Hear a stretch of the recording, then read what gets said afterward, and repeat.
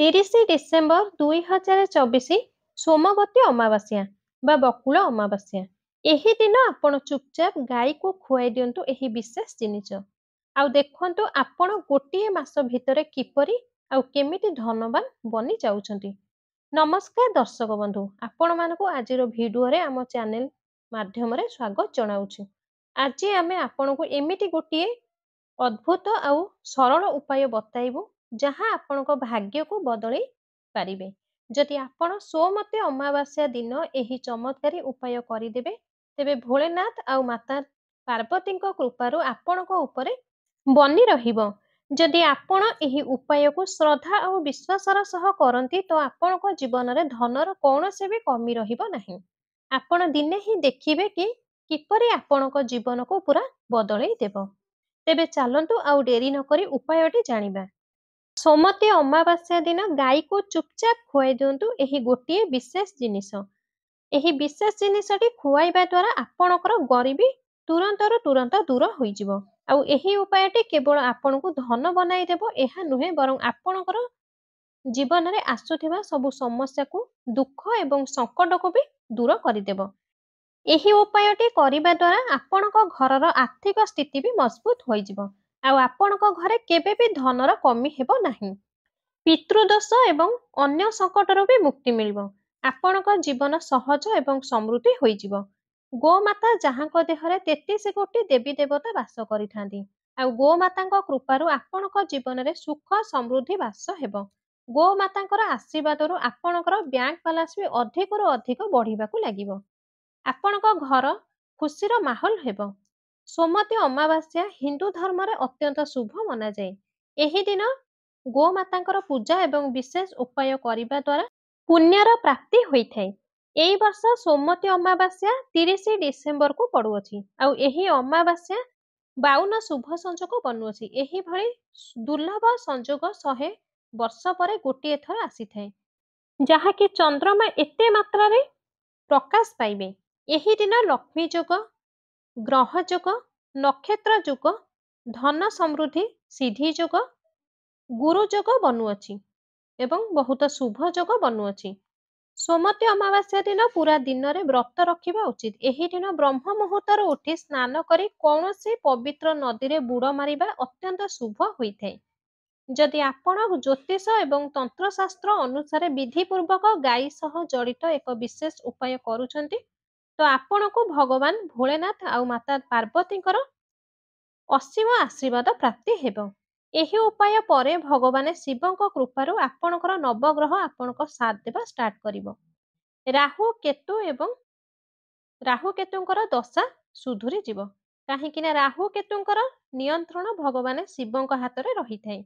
ଏହି ଉପାୟ ଆପଣଙ୍କ ଜୀବନର ସବୁ ସଂକଟରୁ ସମାପ୍ତ କରିଦେବ ଏବଂ ଆପଣଙ୍କୁ ସଫଳତା ଓ ସମୃଦ୍ଧିର ମାର୍ଗ ଦେଖାଇବ। ଏହି ଉପାୟକୁ କରିବା ପରେ ଆପଣଙ୍କ ଜୀବନରେ ଧନ ଆସିବା ଷ୍ଟାର୍ଟ ହୋଇଯିବ।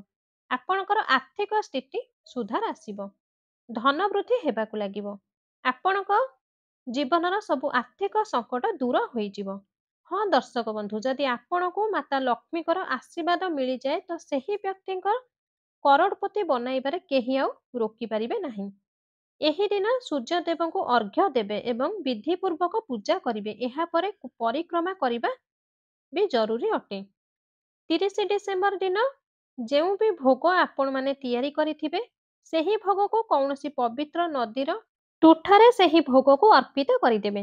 ଓସ୍ତ ଗଛ ମୂଳରେ ଗୋଟିଏ ଦେଶୀ ଘିଅର ଦୀପଟିଏ ଜଳାଇଦେବେ ଏବଂ ସେହି ଓସ୍ତ ବୃକ୍ଷ ଚାରିପଟେ ପରିକ୍ରମା କରିବେ। ପରିକ୍ରମା ଆପଣ 21 ଥର ପରିକ୍ରମା କରିବେ। କାହିଁକି ନା ଓସ୍ତ ଗଛରେ ସାକ୍ଷାତ ଭଗବାନ ଶ୍ରୀହରି ବିଷ୍ଣୁ ଏବଂ ମାତା ଲକ୍ଷ୍ମୀଙ୍କର ବାସ ହୋଇଥାଏ। ଏହି ଉପାୟଟି ବହୁତ ସରଳ ଅଟେ। ଆଉ ଏହି ଉପାୟକୁ ଆପଣ ଠିକ ତରିକାରେ କରିବା ଦ୍ୱାରା ଆପଣଙ୍କୁ ଅତ୍ୟନ୍ତ ଶୁଭ ପରିଣାମ ମିଳିଥାଏ। ଏହି ଉପାୟକୁ ଆପଣାଇବା ଦ୍ୱାରା ଆପଣଙ୍କ ଘରେ ଧନ, ସୁଖ, ସମୃଦ୍ଧିର ବର୍ଷା ହେବ। ଭିଡିଓଟିକୁ ଶେଷ ପର୍ଯ୍ୟନ୍ତ ଦେଖିବା ବହୁତ ଜରୁରୀ ଅଟେ। କାହିଁକି ନା ଏହି ଭିଡିଓରେ ଗୋମାତାଙ୍କ ସହ ଜଡ଼ିତ 2ଟି ଉପାୟର ପୁରା ରୀତିନୀତି କଥା ଅଛି।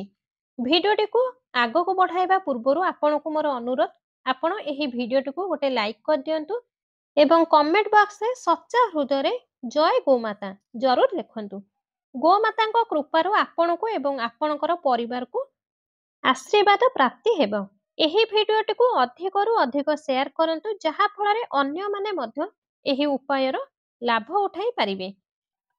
ସୋମତୀ ଅମାବାସ୍ୟା ଦିନ ତୀର୍ଥସ୍ଥାନ ଯାଇ ପବିତ୍ର ନଦୀରେ ସ୍ନାନ କରିବେ, ଅତ୍ୟନ୍ତ ଶୁଭ ଫଳ ହୋଇଥାଏ।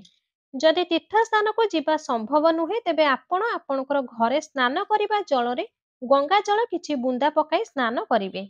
ସ୍ନାନ ପରେ ଆପଣଙ୍କର ଘରକୁ ପୂଜା ସ୍ଥାନକୁ ଭଲସେ ସଫାସୁତୁରା କରି ବିଧିପୂର୍ବକ ପୂଜା କରିବେ। ଏହାପରେ କୌଣସି ପବିତ୍ର ନଦୀର ଘାଟକୁ ଯାଇ ସୂର୍ଯ୍ୟଦେବଙ୍କୁ ଅର୍ଘ୍ୟ ଦିଅନ୍ତୁ ଏବଂ ଗୋଟିଏ ଘିଅର ଦୀପଟିଏ ଜଳାଇ ଦେବେ। ସେହି ଦୀପ ପାଖରେ ଦେବଦେବ ମହାଦେବଙ୍କର ଏବଂ ମାତା ପାର୍ବତୀଙ୍କର ମୂର୍ତ୍ତି ବା ଫଟୋ ରଖି ପୂଜା କରିବେ। ଏହି ପୂଜା କରି ସାରିବା ପରେ ଯଦି ଆପଣ ଆଖପାଖରେ ଓସ୍ତ ଗଛ ଅଛି, ତେବେ ସେହି ଓସ୍ତ ଗଛ ଚାରିପଟେ 107 ଥର ପରିକ୍ରମା କରିବେ। ଯଦି ଓସ୍ତ ଗଛ ନ ମିଳେ, ତେବେ ତୁଳସୀ ମୂଳରେ ଆପଣ ବା ଆପଣଙ୍କର ଚଉରାରେ 502 ଥର ପରିକ୍ରମା କରିବେ। ପରିକ୍ରମା ସହିତ କିଛି ଭୋଗ ଯେପରିକି କାଜୁ ବା ବାଦାମ ଆପଣଙ୍କ ହାତରେ ନେଇ ଆପଣ ପରିକ୍ରମା କରିବେ ଏବଂ ପୂଜା ସାରିବା ପରେ ଯେଉଁ ବି ଭୋଗ ଆପଣ ପ୍ରସ୍ତୁତ କରିଥିବେ, ସେହି ଭୋଗକୁ ଭଗବାନଙ୍କୁ ଅର୍ପଣ କରିଦେବେ। ହିନ୍ଦୁ ଧର୍ମରେ ସୋମତୀ ଅମାବାସ୍ୟାର ପୂଜା ବିଧିପୂର୍ବକ କରିବା ଦ୍ୱାରା ବିଶେଷ ଫଳ ପ୍ରାପ୍ତି ମିଳିଥାଏ। ଆଉ ସେହି ପୂଜାକୁ ଆପଣ ଏହିପରି କରିବା ଦରକାର। ଆସନ୍ତୁ ଜାଣିବା ପୂଜା କିପରି କରିବେ। ଆପଣଙ୍କ ହାତରେ କିଛି ଅରୁଆ ଚାଉଳ ଧରିକି ଓସ୍ତ ବୃକ୍ଷରେ 7 ଥର ପରିକ୍ରମା କରିବେ। ଯେତେବେଳେ ପରିକ୍ରମା ଶେଷ କରିବେ, ତ 2ଟି ହାତ ଯୋଡ଼ି ପ୍ରଣାମ କରିବେ। ଏହାପରେ ସେହି ଚାଉଳକୁ ଓସ୍ତ ଗଛ ମୂଳରେ ଢାଳି ଦେବେ। ଏହାପରେ ଆପଣଙ୍କର ଇଚ୍ଛା ଯାହା ବି ମନସ୍କାମନା ଅଛି ଓସ୍ତ ବୃକ୍ଷରେ ପ୍ରାର୍ଥନା କରିବେ ଏବଂ ଓସ୍ତ ବୃକ୍ଷକୁ ପୂଜା କରିବେ। ପୂଜା କରି ସାରିବା ପରେ ଦୀପଟିଏ ଜଳାଇବେ ଏବଂ ଆପଣଙ୍କର ସବୁ ମନସ୍କାମନା ପୂର୍ଣ୍ଣ ହୋଇଯିବ।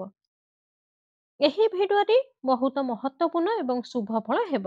ସୋମତୀ ଅମାବାସ୍ୟା ଦିନ ପିଣ୍ଡଦାନ ଅର୍ପଣ କରିବେ, ତେବେ ଆପଣଙ୍କର ପୂର୍ବଜଙ୍କର ଆତ୍ମାକୁ ଶାନ୍ତି ମିଳିଥାଏ। ଏହି ଦିନ ଭୋଳେନାଥ, ମାତା ପାର୍ବତୀ, ଶନିଦେବ, ମଙ୍ଗଳ ଦେବତା, ପ୍ରଭୁ ହନୁମାନଙ୍କର ପୂଜା ଜରୁର କରିବା ଉଚିତ।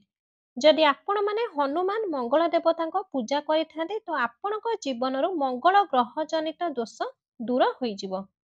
ଏହାଦ୍ୱାରା ଧନ, ସୁଖ ଆଉ ସମ୍ପତ୍ତିର ପ୍ରାପ୍ତି ହେବ ଏବଂ ଆପଣଙ୍କର ସବୁ ମନସ୍କାମନା ପୂରା ହୋଇଯିବ। ସୋମତୀ ଅମାବାସ୍ୟା ଦିନ ସନ୍ଧ୍ୟା ସମୟରେ ଓସ୍ତ ବୃକ୍ଷ ମୂଳରେ ସୋରିଷ ତେଲର 4ମୁଖୀ ଦୀପ ନିହାତି ଜଳାନ୍ତୁ। ଆଉ ସେହି ଦୀପ ଅଟାରେ ତିଆରି କରି ଦୀପ ଜାଳିଲେ ବିଶେଷ ଫଳ ଆପଣଙ୍କୁ ଅଧିକ ମିଳିଥାଏ। ଅଟାରେ ତିଆରି କରିବେ ଦୀପଟିକୁ। ଦୀପରେ ଲାଲ କଲରର 4ଟି ବତୀ ଦେବେ ଏବଂ ବତୀ ମଝିରେ 2ଟି ଗୋଟା ଲବଙ୍ଗ ପକାଇବେ ଏବଂ ସୋରିଷ ତେଲ ସେହି ଦୀପରେ ଦେବେ। ଏହାପରେ ସନ୍ଧ୍ୟା ସମୟରେ ଏହି ଦୀପକୁ ଜଳାଇବେ। ଆପଣଙ୍କର ମନସ୍କାମନା କହିଦେବେ। ଦର୍ଶକ ବନ୍ଧୁ, ଆପଣ ଏପର୍ଯ୍ୟନ୍ତ ଯଦି ଆମର ଏହି ଚ୍ୟାନେଲ ରୋଜି ପିହୁ 1234 କୁ ସବସ୍କ୍ରାଇବ କରିନାହାନ୍ତି, ତେବେ ଜରୁର ସବସ୍କ୍ରାଇବ କରିଦିଅନ୍ତୁ, ଯାହା ଫଳରେ ଆପଣଙ୍କୁ ଆହୁରି ଉପଯୋଗୀ ଭିଡିଓ ମିଳିପାରିବ।